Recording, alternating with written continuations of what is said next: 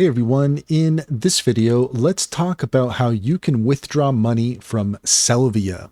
In order to do so, here we are at Sellvia.com, and according to Sellvia, in order to withdraw a Sellvia balance, if you use Sellvia Payments as your website's payment gateway, funds go to your Sellvia balance. You can withdraw funds from there if the balance is $100 or more. All orders have been fulfilled.